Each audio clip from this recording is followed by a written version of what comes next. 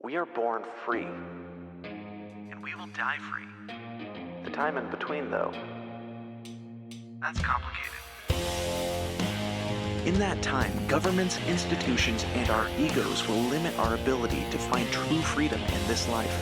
These are real stories of real people overcoming the odds, persevering in justice, and unlocking their potential. Welcome to Finding Freedom. Here's your host, John Odermatt.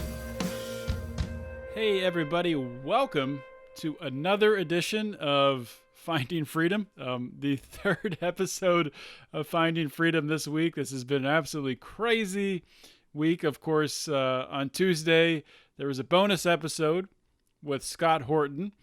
Thursday was the normal Thursday episode. And then today, Saturday, it's our Nittany edition of Finding Freedom, or of any of the shows that we do here. Once a month, a Nittany and above level subscriber to the Lions of Liberty Pride is able to produce a show. And, I've recorded so many shows recently that it's got to be a bonus show. So you guys get a bonus show on a Saturday. And this episode is brought to you by Matt McKinley. He is the producer of today's show, the Nittany producer. And what Matt wanted to do, he wanted to come on and talk some cowboy shit and have a good time. Matt is the host of the Burnin Daylight Podcast. He brought on his producer, Katie, to share some drinks with Brian McWilliams and myself. Hope you guys enjoy the show. And if you want to join the Pride, if you want to, maybe join at the Nittany or above level and, produce your own show, go ahead and do that. Go over to patreon.com/Lions of Liberty. And you can join the Pride right now and listen early to the episode, the debate between Dave Smith and Tho Bishop, which took place last week. And our current Pride members were able to watch it live in our Facebook group. But you can still hear it. It's released to our Pride right now. So it's coming out next week, but you can hear it now. Just go to patreon.com/Lions of Liberty. All right, let's get into this episode of Libertarians in Living Rooms Drinking Liquor. All right, bum. Here we are. Another LILDL, like we've done one of these recently. I do not remember the last one, but for those of you new listeners who haven't heard us before, do a Libertarians in Living Rooms Drinking Liquor. That's what we got, LILDL, and it's live, so it's LILDLL. It's live if you're in the. It's live if you're in the Lions of Liberty Pride. If you're not, then you're an idiot, and you should probably go to patreon.com/Lions of Liberty and join it right now. So I guess I would just introduce the crew here. We got a new cast of characters, but we got one familiar idiot. So let's go to him first. I thought you were talking about yourself being the familiar idiot. I don't know where I would be lumped in with idiocy. Yeah, what, you talking about me, Brian McWilliams? Number one in the hood? Future number one poll candidate? Number 10 in your hearts. Well, hopefully. At least I made the top 10, though. That's pretty good. Most people wouldn't even be in the top 50, I think. So, yeah, good to be here. Excited to talk some cowboy shit. Let's go. Me too. Yeah, we got, speaking of cowboy shit, we got some cowboys and cowgirls. Is that the right term? Something like that. Matt McKinley from the Burnin Daylight Podcast. If you've been listening to my show recently, been having some ads put in there. So, Matt, what's going on, man? Not much. Just enjoying the late spring snowstorm we got going on outside. Sun's starting to peek through, but we got about 4 inches of snow since about 3 hours ago. So that's pretty neat. Damn. What state are you in? Western Nevada. I'm about 20 miles from the California line, but that's ridiculous. Wow. That's crazy. Yeah. That's insane. It's high desert, and you never know. It's I think we had a snow right about the same time last year. So, yeah, it's we're out here in the middle of nowhere, just punching cows. Punching cows. And also joined by young Katie up in Vermont, right? Yeah, that's right. Although I feel like my name needs to get moved to middle-aged Katie pretty soon. I think we're transitioning out of that, but young Katie sounds better. But yeah, it's not snowing here, thank goodness. So we're having nice weather, lots of pollen. So everybody's all stuffed up here. And yeah, we just had our mask mandate lifted by our governor. So of course, no one's done it yet, but things are looking a little bit brighter.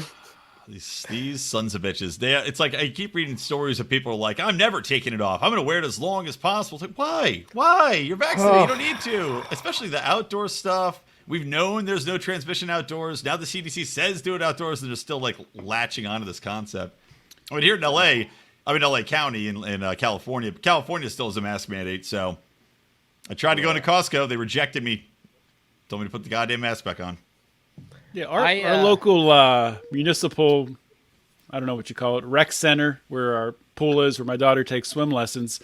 They didn't even like make an announcement or anything. They just took the sign down and didn't say anything. And nobody's wearing a mask. So I'm like, sweet, awesome, no more masks.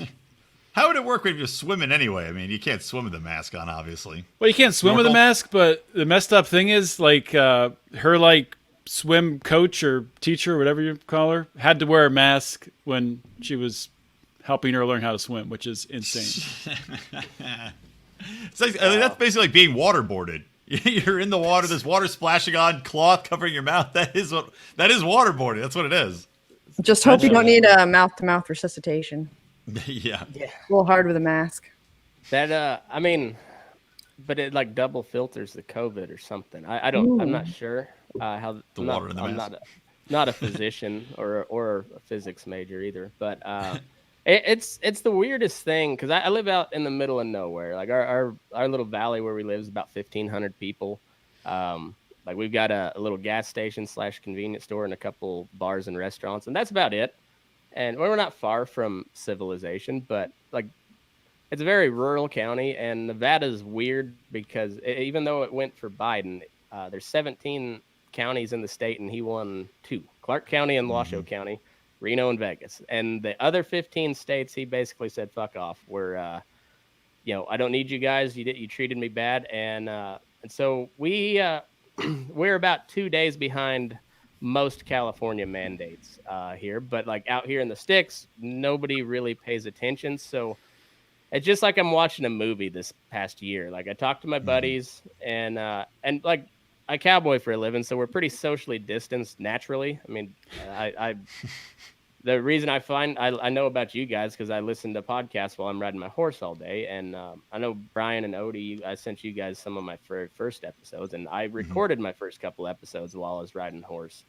And how was the audio on those? It wasn't bad. For being on a horse, it wasn't as bad as you think it would be. No, it had some nice ambiance, but and I had zero training in audio editing, so my learning curve was straight vertical. But I mean, it wasn't bad, I guess. It wasn't bad. It's just you're trying to follow his thought, and then you hear it, yeah, just what? What's happening? Yeah, it's I can't imagine like somebody from like your background not having any clue what I'm doing. So I'm sure you're just like, Jesus. But it really is just like watching a movie, and I was gonna make a meme of I was gonna like Photoshop my face on Nero, and instead of playing a violin, well, he's still playing a violin, but just playing it with a giant dildo, just telling dick jokes as the world burns down around us. And it's wild. Like the closest I came to it, we had a little pro cop rally, or BLM was starting a rally at the next town over, and they had about 50 people show up, and then about 800 like pro cop conservative Trump people showed up in response, and I had to drive through the middle of the damn thing to get groceries, and I was pissed off by both sides, which is kind of my typical life. So not much changed during this deal. Well, that's the thing, right? It's like on both sides of this, it always seems to be that way and I think this is like the majority of people, but people are too shy to speak up and say shit ever for fear of being canceled or fear of their neighbors not wanting to talk to them. But I mean, I have to think most people view the Capitol riots as, this is some stupid shit over here. They view the BLM riots and protests as some stupid shit, even if they, at their core, might have questions about the election. Or they might think, yes, there is too much police violence. And yes, that black people haven't been treated as we would like to have them been treated over these past years. But then you see the consequences of all these actions. And the everyday people are the ones who are suffering, who can't go to the store, who can't, they've got their grocery stores burned down, their businesses burned down, their schools closed down. It's just like, it's insane. But yet I find it so frustrating that, especially after this last year, it doesn't seem that, the vocal majority, or the silent majority, hasn't been speaking up. Like, it seems like nothing's changed despite all this shit. You still aren't seeing the pushback. You still aren't seeing people say, hey, look, shut up and sit down. And what do we do about it? It's wild because, most of my audience and the people I grow up, they're very much like the rugged individualist type. It's the American cowboy, the rancher, the farmer. But you start to peel back the layers of the onions, and you look at all the subsidies that the farmers get, and how a lot of them, they're basically paid. They're honestly really pissed if they have to pull out their combine and actually harvest a crop and not right. collect government subsidized insurance payment. And then you got these strong individualists, just rugged rancher types walking around wearing a damn mask, but they got to go to the doctor or whatever, and it's hard to bitch about them. And I mean, even myself, I very rarely wore a mask, but it was usually when I had to go to the city, so I avoid the cities naturally anyways. But this past week or so, just when I was traveling, going through the airport and everything, it's then you oh, this is what the real world is. It's not fucking Green Acres or anything out here, and everybody is just masked up and paranoid, and I'm just I know I come from the sticks, but I have I guess a little greater faith in humanity than maybe I should even, but that faith in humanity has sure been weakened, I guess, to say the least. Yeah, I got some faith back in humanity this past weekend with the Libertarian, well, not necessarily because of the result of the Libertarian Convention in Pennsylvania, but the Mises Caucus event, 350, 400 people, and not a single person wearing a mask other than the bartenders, working there. And you could even tell that by the end of it, they were just pulling down their mask and being like, oh, okay, this is what we're going to do. But it was so refreshing. But even walking out to the lobby and mingling with the normal hotel people out there who were just sitting around the bar, most of them were taking their masks off. So I feel like once people see other people peel down their face shield, then they feel more comfortable. So I think it's gonna happen more quickly than even in California. I think it'll happen more quickly than maybe you're expecting. I don't know, man. I hope. By the way, nice poster, Matt. Love it. The background Lions of Liberty PBR. Yeah, thank you guys.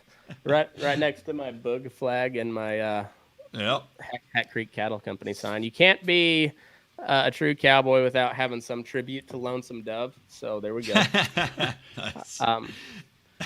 Did true cowboys also have to drink Coors Original? Is that that's a law. It doesn't hurt. It doesn't hurt, but I just like this stuff. I went to college at Colorado State, which is in Fort Collins, Colorado. At one point, had more microbreweries per capita than anywhere else in the U.S. But we're just about a half-hour drive from the People's Republic of Boulder. There, so with the good beer comes the hipsters and the trust fund hippies and basically California. I mean, if we're going to be honest, it's basically California transplanted. I'm a native Coloradan. That's why my Boogaloo flag is Colorado. But I was wondering about that. All right.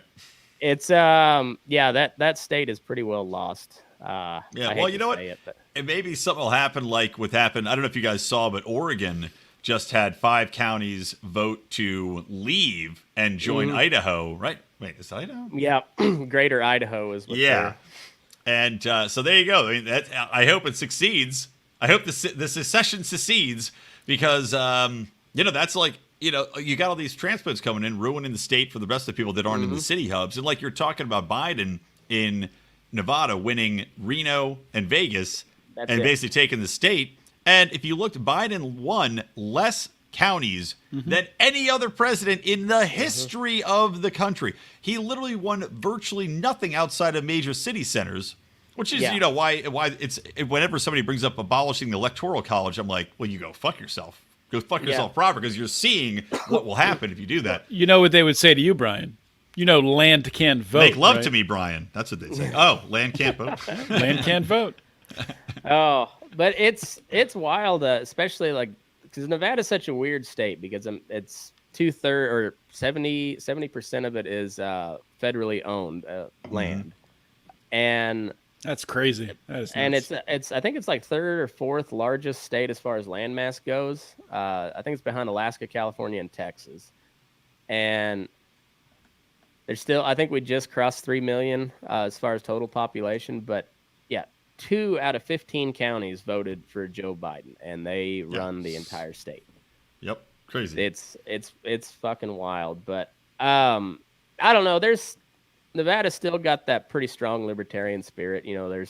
We got whores and we got gambling, so what else more can you need? And you can walk into basically any store at any whores and gambling. Is that on the sign when you drive into Nevada? Whores and gambling. What else do you need? Whores and prostitution, the American Constitution. No, and you can walk to almost any store at any given time of the day and buy beer and nobody will even look twice at you. It's pretty wide open as far as like the kind of the ideals and the principles of the state. It's basically like you help your neighbor and then you fuck off. You just leave everybody else alone. It's just do your thing, and that's kind of how most people in the rural community are, minus like the loud vocal Christian right that kind of went wild in the the 80s and the 90s. But outside of that, for the most part, people don't care what the hell you do as long as you're not messing with them. Well, let me challenge you there, though. But how did you get into what we will now forever call the sunflower debacle? Because I want people to hear about this story. Matt, you were texting, or you were Facebook messaging me some updates about what was going on with you. So tell people about this ape shit crazy or batshit crazy sunflower seed COVID thing, and then I want to leap into, I don't know, I think Odie shared the story with you about literally anti-racism training. I want to talk about that before we launch into that. We just see that Matt has some Coors Original there. I got some Bullet bourbon. Nice. Bullet? Am I saying it right? Bullet, not Bullet. What are you, Mark Claire? Bullet. Well, I'm drinking because we're doing. See, I figured we're talking Burnin Daylight Cowboy shit. I figured I had to do some bourbon, so I did Maker's Mark. Nice. That's like one of my go-tos. I like Bullet, I like Maker's, and Four Roses. Those are kind of my go-to bourbons. But I drink shit way too fast, and whiskey catches up with you. So I stick with beer for the most part. What about Katie's just drinking a mason jar full of vodka. Yeah, I'm doing just straight up vodka. Moonshine. No, but I'm going to have some Talisker later. I like really good scotch. Nice. Okay. But it's like 100 degrees in where I'm doing this, so I needed to stay a little hydrated before I get too goofy on a live show. See, that's where, before I got air conditioning in my house, we used to do these podcasts, and it was 85 degrees in my back den, just no airflow because I have to close all the doors for sound, and I would just be sitting here sweating out pure alcohol.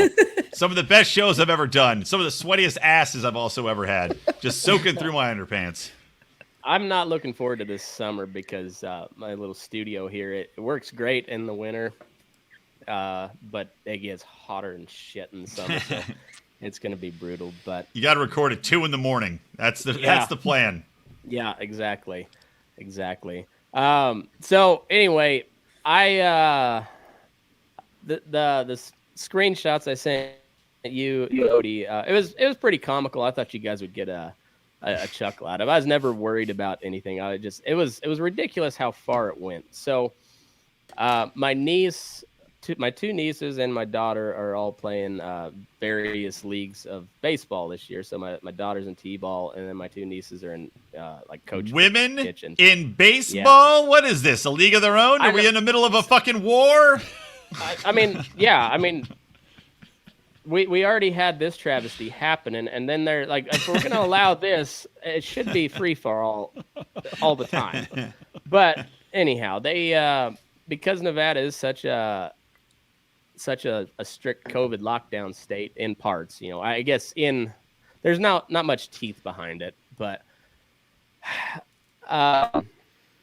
and I guess so like our county commissioners here a couple months ago voted to enact a state of economic emergency in response to the COVID lockdowns, and the gentleman that I'll be talking about, we'll call him Jared Dog.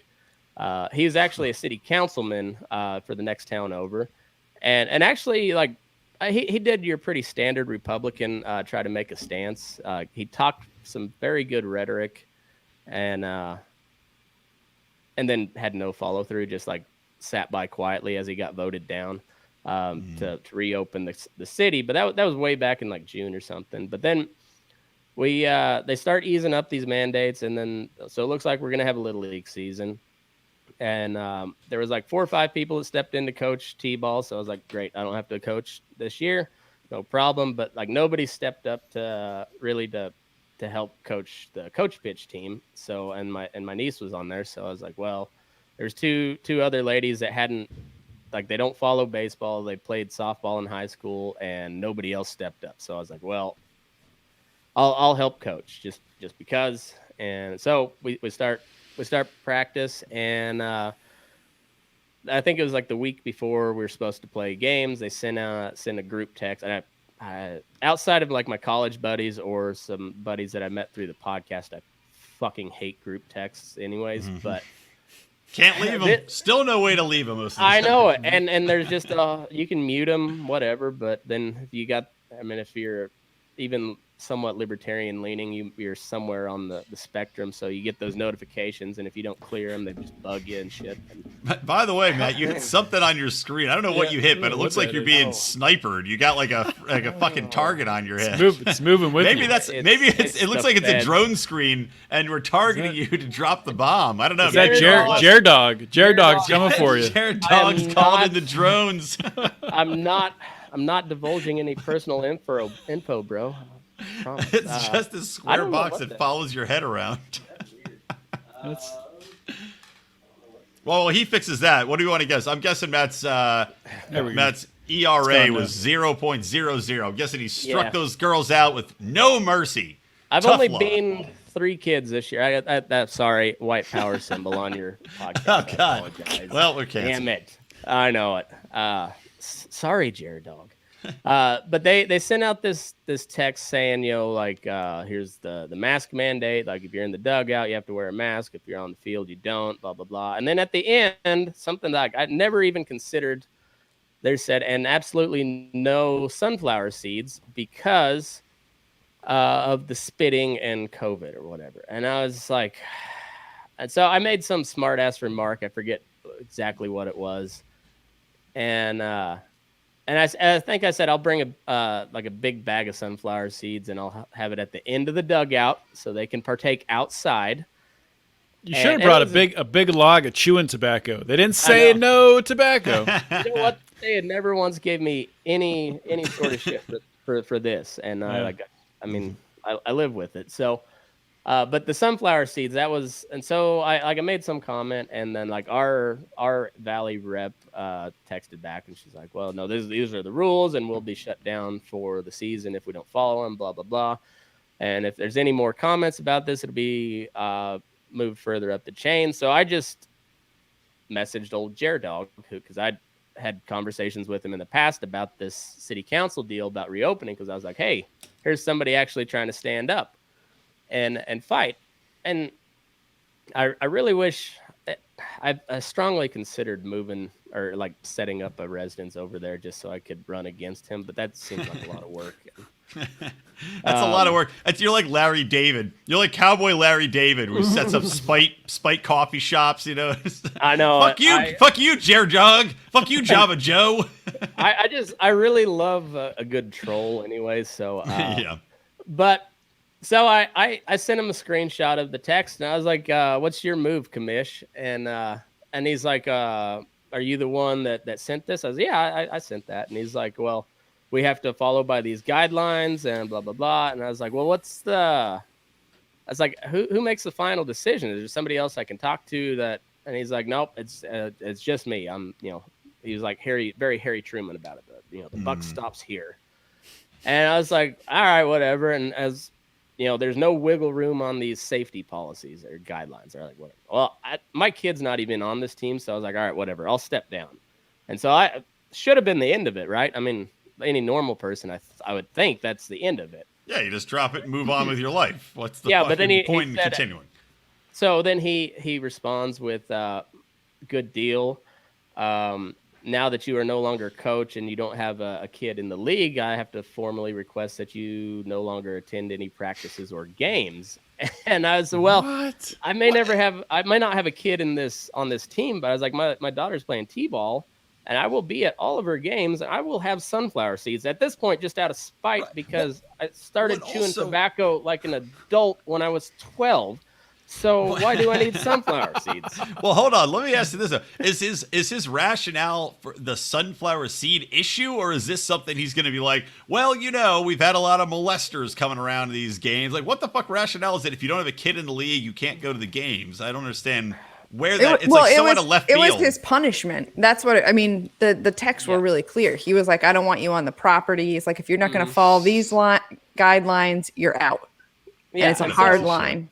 Well, and I'm sure, I have no evidence to back this up. This is just a gut feeling, but I'm sure I'm not the only one he's done that with. Because there's plenty of people that will bitch about everything. Now that I've delved into the world of Little League as on the parents' side of things, yeah. People will bitch about anything and everything. And so I'm sure that's his standard response is like, well, you're banned, blah, blah, blah. And then so I said, well, I'll be there and I'll have sunflower seeds. And he said, no, you will not. I'll have you arrested for trespassing. Jesus. And I said, okay.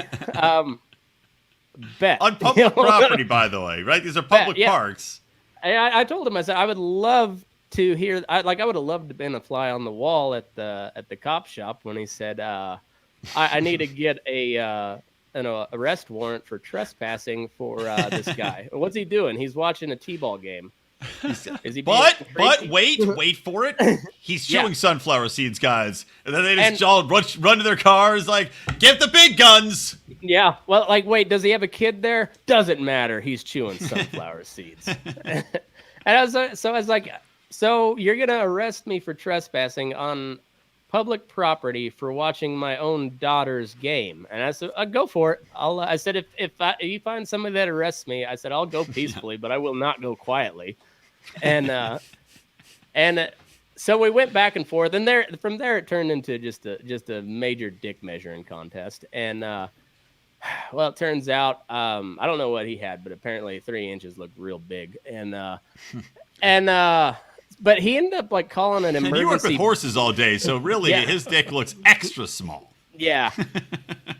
But I don't know. I also I wouldn't say that I'm like well versed in the law, but I read up a lot. My dad was a Colorado State representative for 8 years, and he kind of marches to his own tune. He was elected 4 terms in a row in a heavily Republican district as a registered Democrat, but he quickly made enemies on both sides, and he was actually named the most corrupt politician in Colorado, or second most corrupt politician in Colorado one year, because he refused to pay a fine for. So when he would do his campaign fundraisers, he had set up in like this, and it was Eastern Colorado, so a bunch of little bitty towns, and he had set up on like in a city park or something, and him and his cowboy buddies would play guitar. He'd give his stump speech, and then he'd just have a tip jar at the end of the table. They'd grill hamburgers and whatnot, and people would drop in cash. But you're supposed to disclose, where all your money comes from. Well, he just didn't do that because it was all cash, and so they slapped him with like a $5,000 fine, and he just refused to pay it.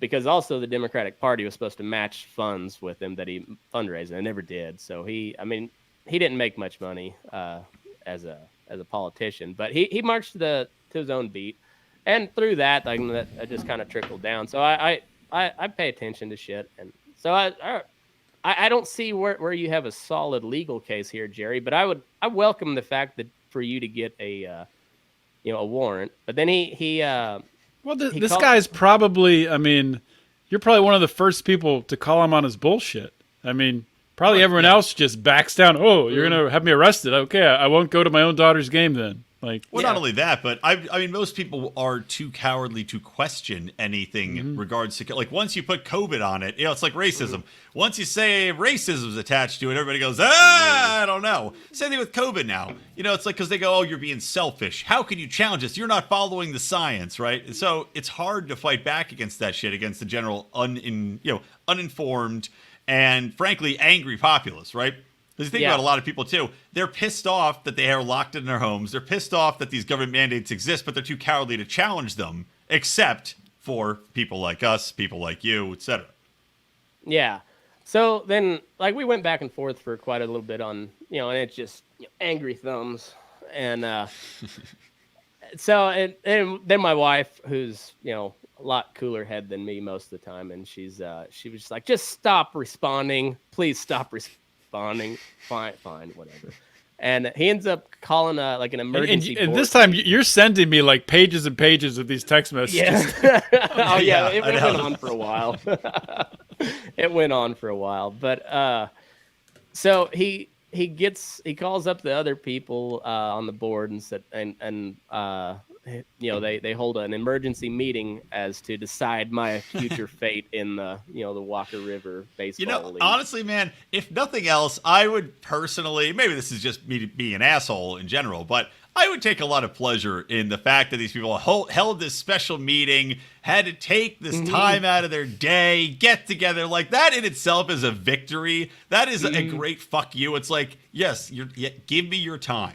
This dumb shit that you are walking us all through is sucking up so much of all of your time. Like, I'm one man. You're what? There were like 7 people in the room. The one video you sent me. Like, you guys are sucking a lot of your goddamn time up here on this dumb shit. Thank you. I'll take that.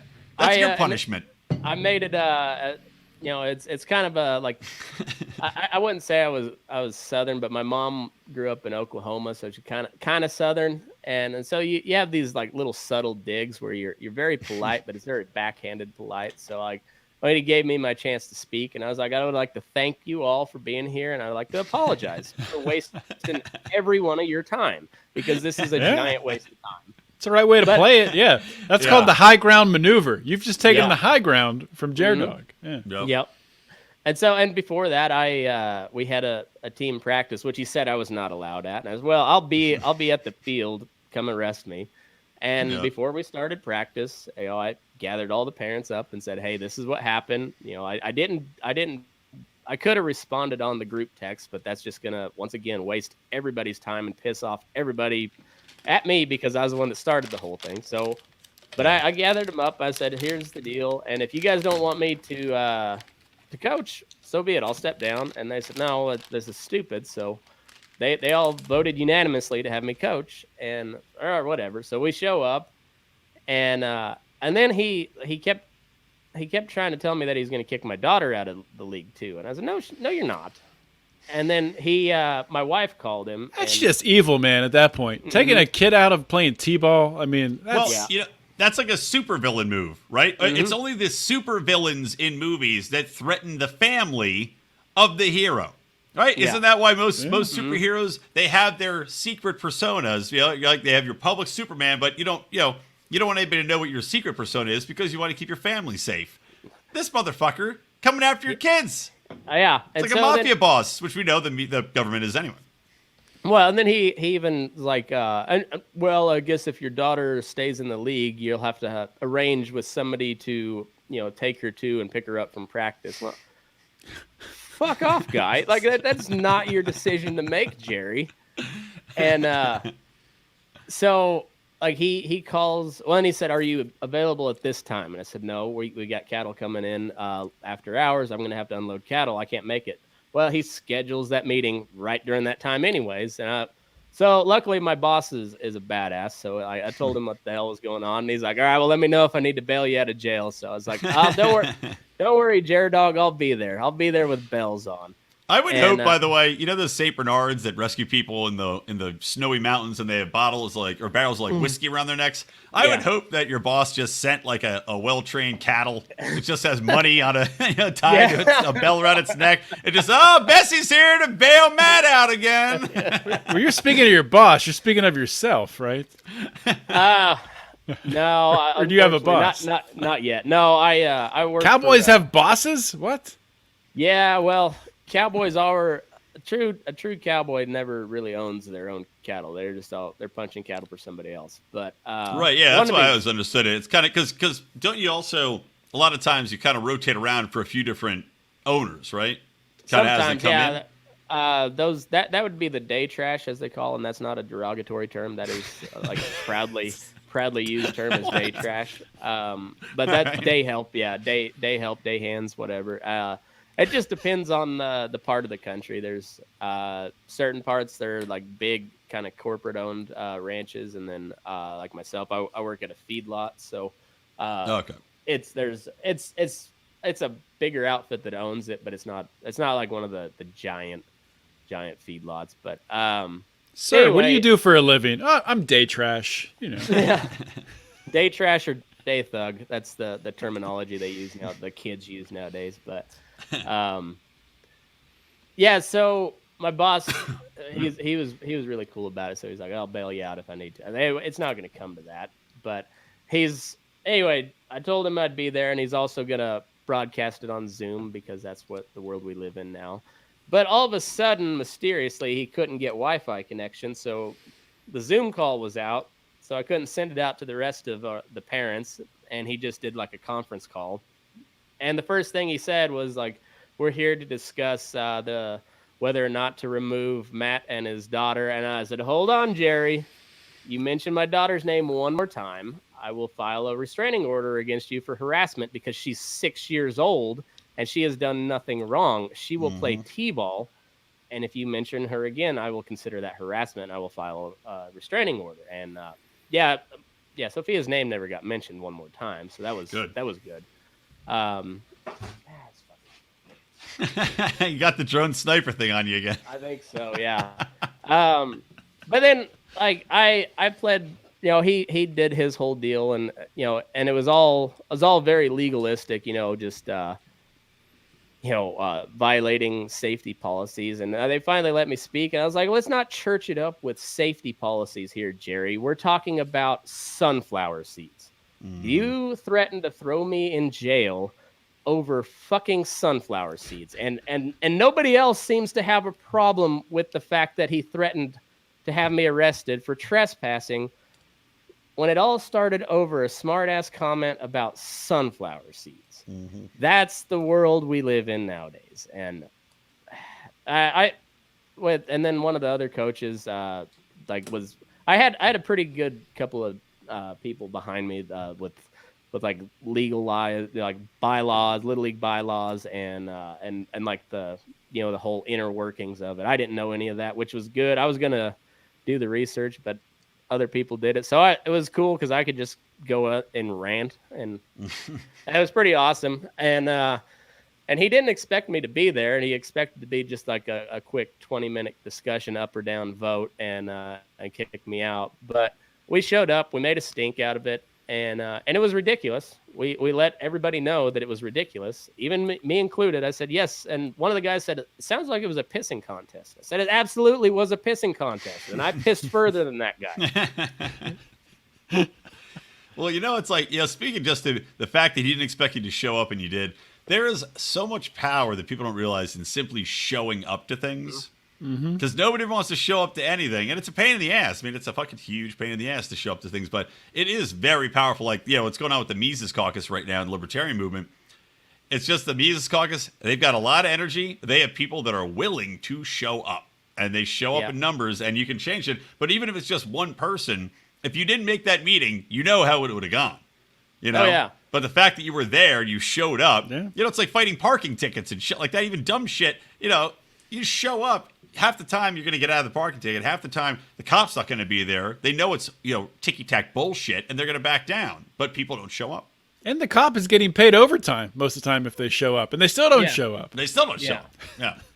Yeah, it's yeah, he ended up backing down pretty hard, and when it all came down to it, there was no vote held, no nothing, and the very first game, not even the opening ceremonies, nobody's wearing a goddamn mask like is required, and you're like, so why did you choose to do this line in the sand? I don't understand it.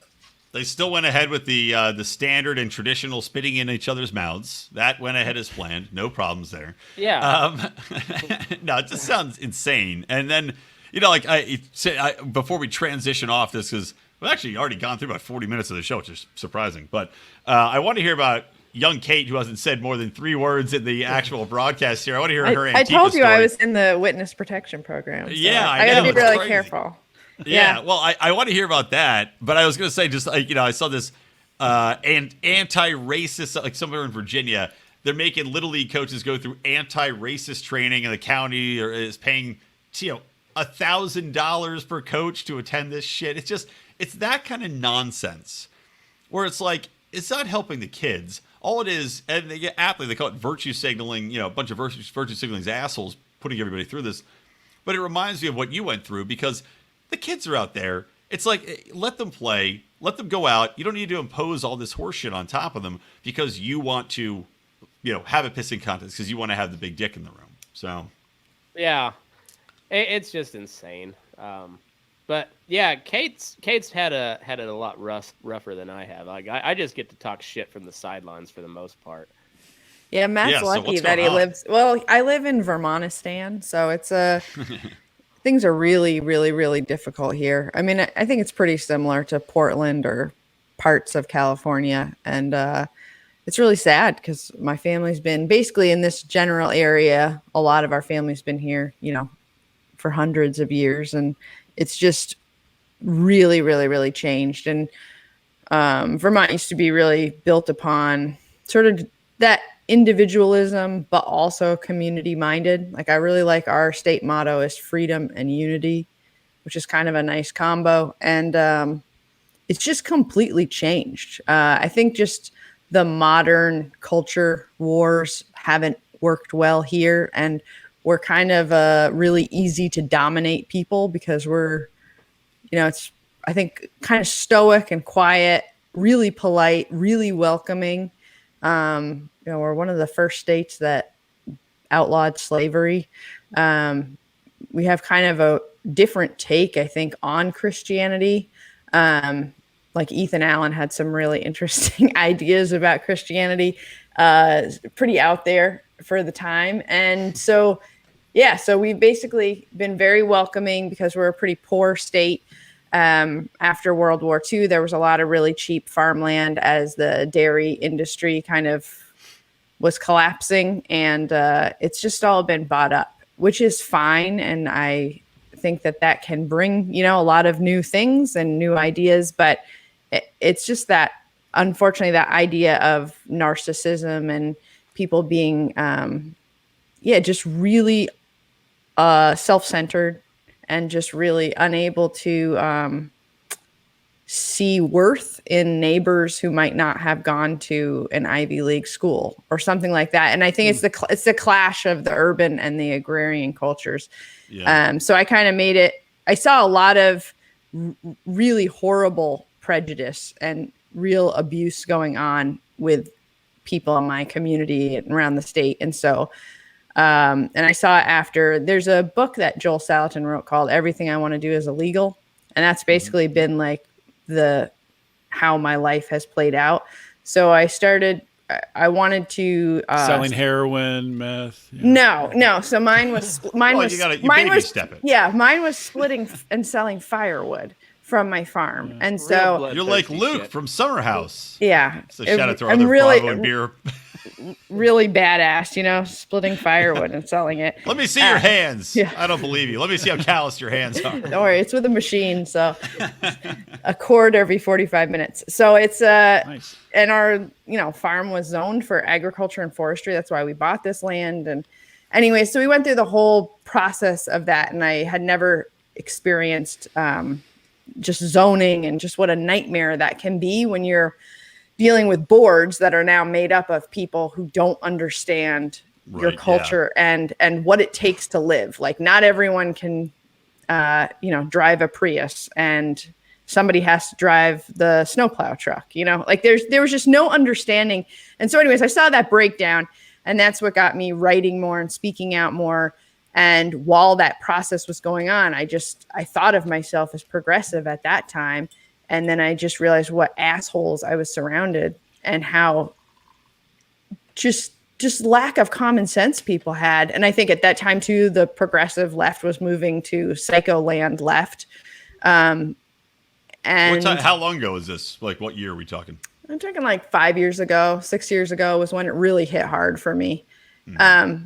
But I also was I was much more of a, I mean, I thought of myself as progressive, but I think that was just because I was surrounded in such an area where you were so brainwashed that was kind of the only thing. So I mean, a lot of my beliefs, they aren't anything new. But that kind of reminds me. Your experience, I think, is a lot of people's experience, especially if you have an area that is highly progressive. Like here in LA, if I corner people, I can talk to them and they'll agree with most of the points I make. Right? If you get people out of the bubble of the echo chamber of progressive thinking, of people pressuring them to think away or being judged a certain way, then without a doubt, people's minds will open up and they'll agree with most of what you'll say from a more logical kind of centrist perspective. And that's probably, same thing with you. If you're hearing all this nonsense all the time, naturally you think, oh, well, this must be the correct way to think. But then once you start thinking for yourself, it's and I think apparent. When the rest of the country is waking up to things like the 1619 Project, but growing up in a progressive environment, that was really all I was taught. I went to a really progressive private high school, and that was all we were reading. And so there were huge gaps, I think, also in my education. So as I filled those in when we started homeschooling, that was also a rapid expansion for me intellectually, because I started to be like, wait a second, that's not what the Constitution says. Well, it's education by omission right now, right? I mean, even insofar as how you go with how history is being taught, they're literally teaching, and I've read about this in a lot of classrooms, they're teaching history by virtue of how different people were oppressed through time. No longer actual history, how people were oppressed through time. Yeah.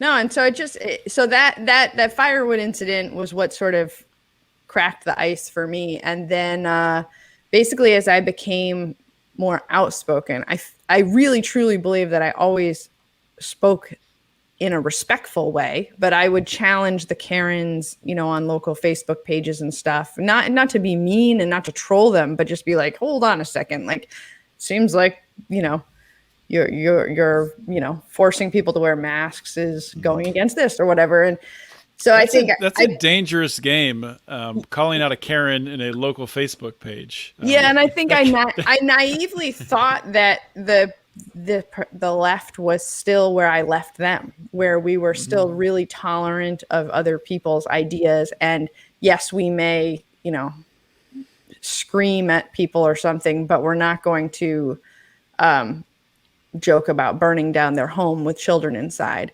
So things really progressed, and I didn't understand the depth of mental illness that so many people are facing, I think, and how they're I think how technology has really done a lot of damage. I mean, I think people should probably take more time to take a walk outside. And no, you're 100% right on that. I've talked about this before. I think social media, without a doubt, is causing. I think it's either causing or exacerbating a lot of people's mental issues. And I think that a lot of the violence you see stemming not only from mass shootings, but also just in everyday life comes from people not only not being able to associate with people, not being able to understand and hear different viewpoints because you're in an echo chamber, right? All the news you're being fed, all the friends' news you're being fed. Echo but chamber. that well, is it's still not such even a like choice, though. I mean, that's what I feel like. I feel like technology has been incredibly a wonderful, useful tool for bridging the gaps for different cultures and stuff like that. So I don't know why people are choosing to use it in such a toxic way, because like one time it's self-fulfilling, right? Think about that. It's I guess, but it's so getting short the term. likes, getting the kudos, Yeah, I guess, but I feel like was so awesome when I was still on Instagram. Like one night, some random guy from Iran and I had a long conversation, and it was like wonderful. And we were able to be this open. has been wonderful. Please This has been wonderful. Send me $500. No, but Thank you for telling me about your life. Now we get married. I need 90-day visa and 3 goats. Which sounds pretty good about now. If I compare that, if I could leave all the leftist people, I'd maybe go there. No, so it's basically between it's just been basically being like Hester Prynne and living in fear. And I'm disappointed that it has silenced me, because I know being silent is not the right thing. But I guess temporarily, safety and family safety matters. And it's just unbelievable. So yeah, I think I don't want to ever lose faith in humanity and in people. I don't want them to take that from me as well. But it's been super disappointing to have people who have known me basically my whole life believe made up crap about being racist, and that in an instant can destroy everything. Can destroy your business, can get people fired from jobs, and it's all based upon lies. And to think that the people who know you and who have known you forever and you've considered, loyal friends, to think that they don't pick up the phone and just ask you, is this right? Like what allegations are being made? What kind of shit are they putting?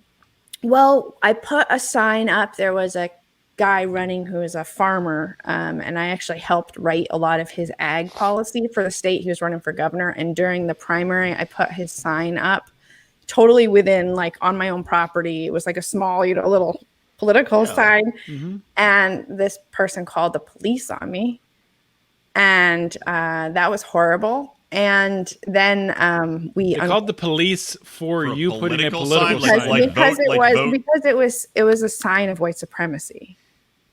What? And so literally you cannot be anything except for a leftist, or you are not just a white supremacist, but now you're a domestic terrorist. Well, this isn't too far. I mean, I live in Pittsburgh now, and my parents, the house I grew up in is not far away. It's just the next town over. I'm hearing a little echo. Anyone else hearing that? Kate, I think Kate, you put your I think it's your. But I mean, yeah, similar to that. And I'm not a Trump supporter, but I don't think Trump supporters should be called racist and white supremacists. And I think 99.9% of them aren't. And this one guy on my parents' street, a nice suburb outside of Pittsburgh, had this big Trump sign up that had his accomplishments. You could argue the accomplishments if they weren't, whatever. But somebody just came over and spray painted racist, white supremacist all over the sign.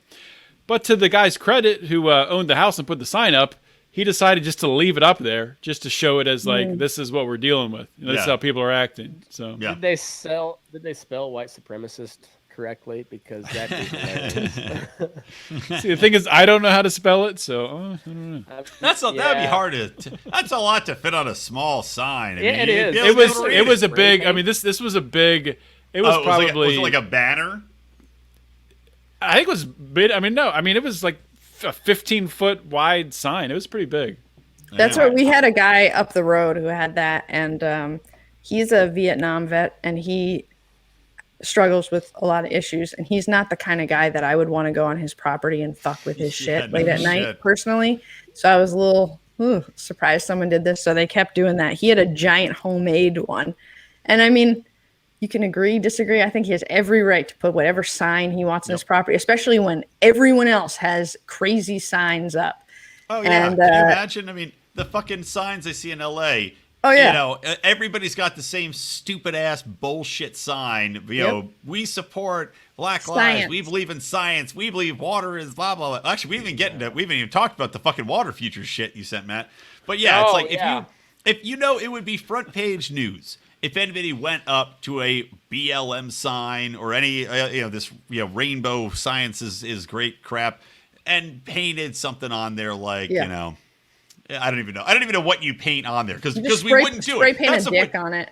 Right, That's yeah. all. But I was Let's gonna do say, that we for the wouldn't do I've patriarchy. never That's the spray thing. We painted wouldn't do that. anything besides a dick. So like You and could when do you're, it. when you're talking and about, he means his own dick. He's not talking Exactly. about drawing dicks. Matt spray paints his own dick a different color every day of the week. They call him the ever hardening Godstopper.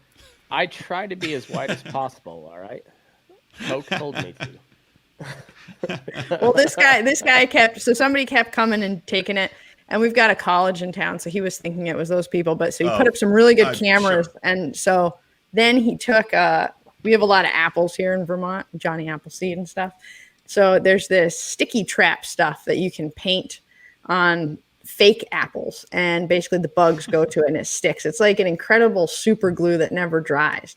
So and I don't even know if it's still legal anymore, but anyways, he had some, container of it in his shed. He painted the whole freaking sign with it. And then at 2 a.m, someone pulled up, probably in a Prius or a Subaru, and they took it out and they got in the car, and he said you could just see them sticking to it, and they were just sticking to the steering wheel and everything. I wanted to. Oh, please, can you get the video? I know. I want face. the video. I want the video so bad. He was really Ask him. really private about it. Tell him oh God, it'd be like a libertarian podcast wants the video. I promise we'll blur out any person. Well, and it was so bad. We'll clip the people shit out of came that. back. The people came back. I mean, this is what's so weird. Imagine stealing something like that, being all sticky. I think they got really scared. They came back like 2 hours later at dawn and put the sign back up. That's awesome. That's Just awesome. reek of With people gasoline, like I'm that, sure. you almost half expect them to call the police. Like, I was stealing this sign, and then it's sticky stuff on it, and now it's stuck to me. I feel danger. I feel I'm being accosted. I have to make sure it's gluten free. Is this adhesive organic? GMO free. Were any horses killed in the making of this adhesive? That's a good Oh, question. I can only hope. I got a couple I could add to that. Oh, poor old mares. Well. So do you want to talk? Do you want to talk a little bit about that water futures? Water's yeah, like So I made a prediction here a while back, and I do stand by it. I think the gun control stuff is going to lead armed conflict, but I think like a true civil war, and you guys probably have no idea the scope of it, just not being in this community, but like there's like 4, 5, 6 generation ranches with very well established water rights, and places like LA and Denver and Phoenix are just going to be continuing to buy up land, much like Bill Gates is doing, and they don't plan on farming. They buy up farmland, but just strictly for the water rights to divert to California, divert to these major cities. And I think,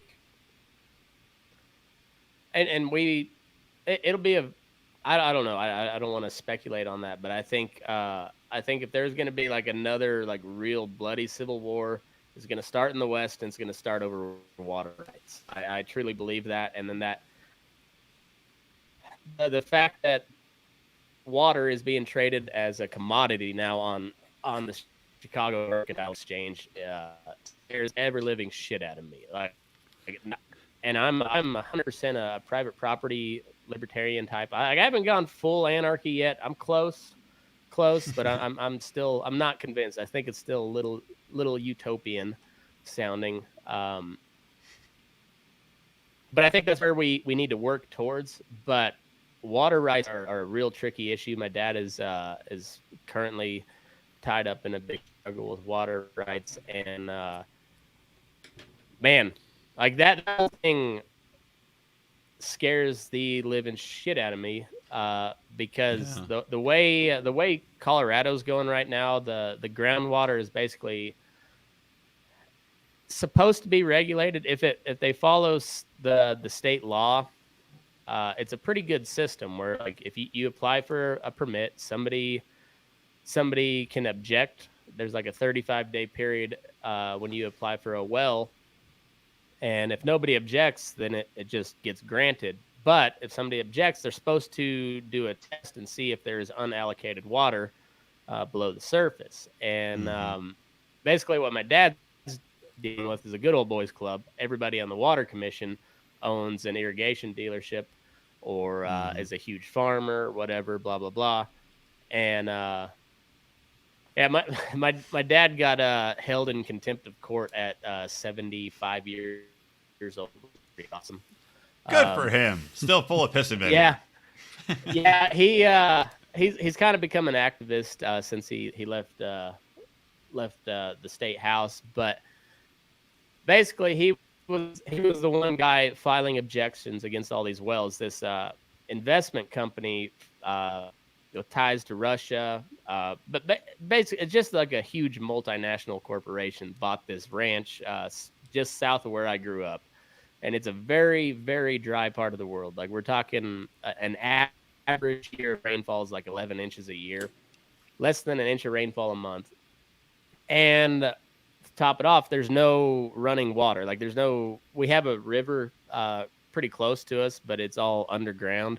It's just a very dry part of the world. It's the part of the world that Zebulon Pike dubbed the Great American Desert back in the day. And this company bought this ranch and immediately applied for like 80 something new wells. And there's just not that much water down there. And it's all well and good for a couple of years until they suck the aquifer dry. And then that entire part of the world becomes useless, like absolutely useless. So like you're talking 4th, 5th, 6th generation ranches that they're gone. Like they have no choice. Yeah, it's funny, Matt. I actually I shockingly know a lot about this.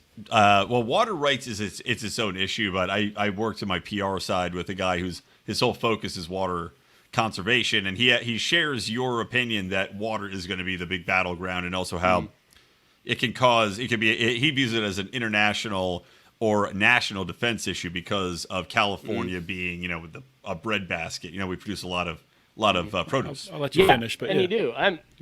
You need the water, but also, and being in Colorado, most of the major rivers in the western United States originate in Colorado.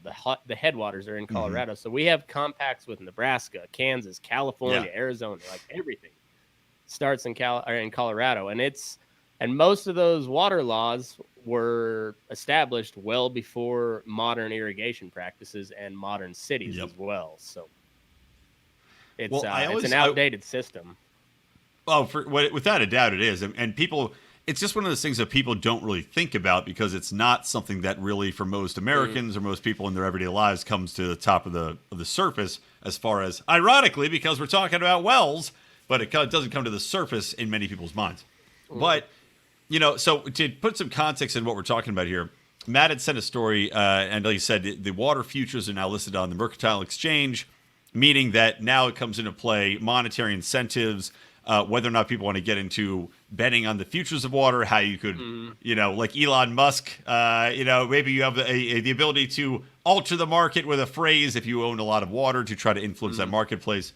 But I'll give a little bit of a more rosy outlook on this. And this is kind of the same way I look at climate change, is that what you've got, especially with getting the market involved, right? I actually view it as a good thing because when you have the threat of a marketplace in place, when you have the threat of water costs, and some people are arguing it could be good for people because they can know what water costs are going to be. You can budget and allocate accordingly. But for me, I look at it as that if there's a marketplace for this, if there's now a demand, if there's a quantitative place in which money can be made, money can be lost, but also you look at, water as a finite resource.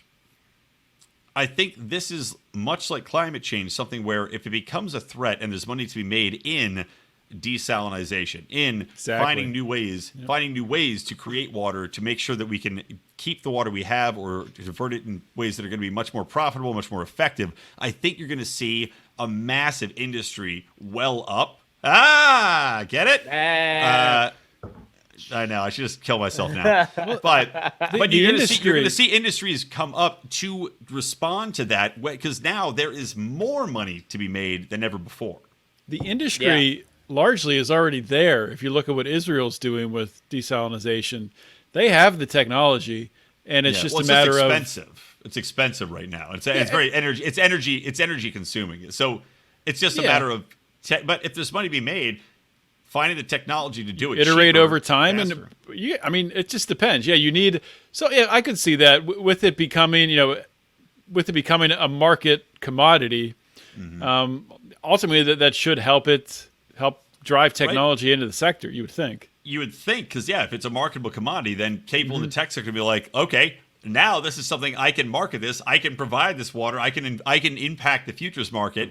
I mean, this is. I just think, like anything, the free market provides as long as it's left unhindered. So the question is, how's the government going to fuck it up if people try to get in there and find solutions? Yeah, and the way the system is set up now, the fourth, fifth generation rancher that has the senior water rights on this creek, that they have standing under the law, they have standing historically. They're not going to have the money to fight some foreign investment group that buys a ranch that is going to keep it for 2 years and then in turn sell the water rights to the city of LA or wherever.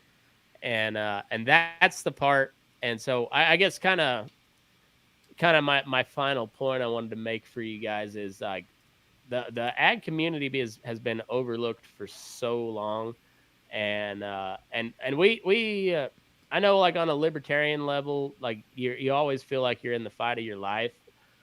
But here in the ag community, we really are, and we have been for a long fucking time. We're the only industry that everybody who bitches against us will not survive without us. Like, no chance they survive without well, we can survive without the farmers who aren't farming shit and just collecting the checks. We can survive without those motherfuckers. That's true. But like, you're gonna hate. But that's not everybody. You're gonna hate my episode. Not this week. Well, this week already happened. Next week, next Thursday, with it's about a documentary, and one of the things they talk about in the documentary is growing meat. Oh yeah. I will never eat grown meat. I will say right now, I will have Matt slaughter a cow, even though that's not what he does. I'll slaughter a cow and shit I the could meat before do I it. eat any grown meat. I'll pay somebody else to do that. I can do it, but a full finished steer is going to weigh about 1,400 pounds. That's a lot of fucking work. A big deer is going to weigh 300. I can do that all day in my sleep, but a big cow. You and Odie should hunt together. Hey, there's elk out in Nevada, right? Yeah. Oh yeah, it costs a lot to hunt an elk out here, but there's some big ones. But no, we've been overlooked for a long time. We're like one of the, outside of like the oil industry, we're one of the few industries that people like need to survive, but yet they treat us like shit. And part of that's our own doing. Like the beef industry is in a big pickle. There's the episode that I released yesterday. There's a fella in North Platte, Nebraska. He's got a group of people, and they're building their own slaughterhouse, and it's all rancher owned, cooperative type deal. Just to try to cut into there's 4 main companies that control the entire meat industry in the U.S. 2 of them are Brazilian owned, by the way. I'm not a xenophobe by any means, but when it comes to my food, I'd like it to be based here where I live. You know, that's kind of. I do love their Brazilian all-you-can-eat restaurants. If you've been to those, I don't know if you have them in your town, but they are delicious. Oh my god! I haven't been there. So many cuts. I want to, and I have nothing delicious. Wrong. It'll change your mind. It'll change your mind. I work for one of these Brazilian companies, and it's just it's a corporate conglomerate. It's whatever. Yeah. You know, they're no worse than any American corporate conglomerate. But at the end of the day, I'd like my food supply to stay here, you know, relatively local to the most part. But this guy is he's sticking his neck out, and it's kind of like Maj Touré says, you know, like everybody can bitch about something, but what are the solutions? And this guy's like trying to make a solution. And I'd say, like, I know the Mises Caucus is gaining a lot of steam, but you guys should focus a little bit on rural America, there you have a very receptive audience. Especially, That's a good point. I don't know what Trump's going to do. That's kind of going to hinge on a lot of how rural America goes, is what Trump decides to do. But there's a lot of people that don't like either party right now, and it's pretty ripe picking, I guess. It's ripe for the And it's volatile too. I mean, I think Matt and I are both involved in the ranching and agricultural community, and I more in the sort of small, medium-sized farming community. But I would also say like logging and forestry. I mean, that's something we really all rely upon, and they're treated even worse than agriculture. Yeah, like it's not the loggers who are making money. Well, it's also the crackdowns on logging industry has led to a lot of, at least in California and other places, has actually led to a lot of the increase in forest fires because these environmentalist dickholes make they convince politicians to make these broad laws that then fuck up the natural way in which timber gets out of the forest. They allow for buildup, and Trump was right about this. I'll give him credit. He was right in that. And this is my ecologist guy. I was talking about the water guy. Same thing. He talks about this, and he's as left as you can get. You have too much shit building up on the forest floors. You don't have loggers allowed to go in there and try to clear any of that shit out, clear out the old wood, clear out the dead trees. They're trying to strip away grazing off of public lands too, and that. Why? That's what happened to Bundy, right? Yeah, exactly. Oh yeah. And that was all over water rights and environmental issues. And the whole thing with the Hammonds up in Oregon, which was a far more serious case than the Bundys. The Bundys, for as kind of bumbling as they are very good at defending themselves. The Hammonds are just your typical rancher, just like good, hardworking, law-abiding, and they're just like, I don't know about that law. It seems, but like the court said we're guilty. They prosecuted this ranch family up in Oregon, by the way, same family that Lavoy Finicum was murdered over when they were protesting. But it was all over a wildfire. Got started. This family owned a grazing allotment, or what a lot of people call a grazing permit. That's a whole different issue. You guys should look into that. But I'll check it out. Well, the good news is they got fucked over, and then they went on to create Jurassic Park, right? Was it the scientist named John Hammond in that? I was it? I think so. It's been a while since I've seen Jurassic Park. If you would ask me John Wayne or Clint Eastwood movie, I would correct you, but I don't have anything. Well, I think I'm feeling pretty confident about this. So they went out to ranch in a different way. I'll defer to your expertise on that. But basically, it was I don't know if it was a lightning strike or whatever, but it was a naturally occurring wildfire, and they set a backburn. The Hammond family did basically. So you burn a strip of land so that it doesn't have a chance to jump into a more fertile piece of ground. Right. Yeah. Exactly. It's tried and true down back to the Native American days. Yeah, and so in doing so, they burnt like 140 acres of their own grazing permit, but it was public land. So how that works is the federal government owns the logging and the mineral rights, and the rancher owns the water and the grazing rights. It's not public land. It's a dual estate. That is how the law works. But it was their own allotment. They burnt 140 acres of it, saved probably 10,000 acres by doing so.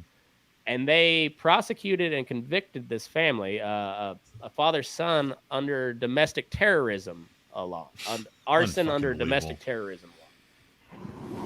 Unfucking believable. Yeah, so that's what that whole thing was. They're like I said, the ag community, especially like the Western rancher, is fertile for the picking for the libertarian community if somebody would spend a little time.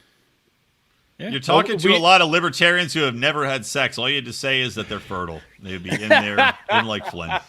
Yeah, that might be the biggest problem of the libertarian community is the lack of sex. Probably, like everybody is for it, but nobody's willing to go get it. That's the biggest problem with the what generation is behind the millennials? Generation Gen Z, Gen Gen Z? Y. Yeah. I think don't it's know. Z, like ZHE. Isn't that what we call it now? And I that's guess, a pronoun. Like the. What was funny is Jess does Mears.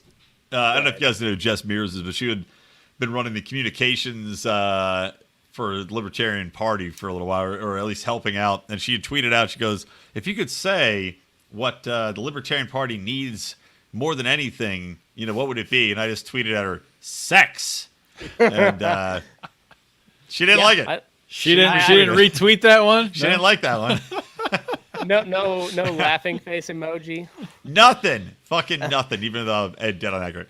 Well, should we wrap this up? Yeah, we should probably wrap it up. Hour and 15 minutes. Yeah, it's All right. Well, pretty good. Hey, fellas. Yeah. Let me. Let's give you some time to plug your podcast and whatever else you got going on.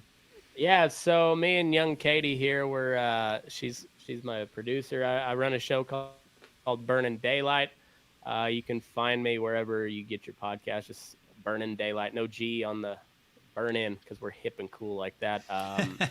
All the social media is it's either Burnin Daylight or at Move Your Ass, MOVEYERASS.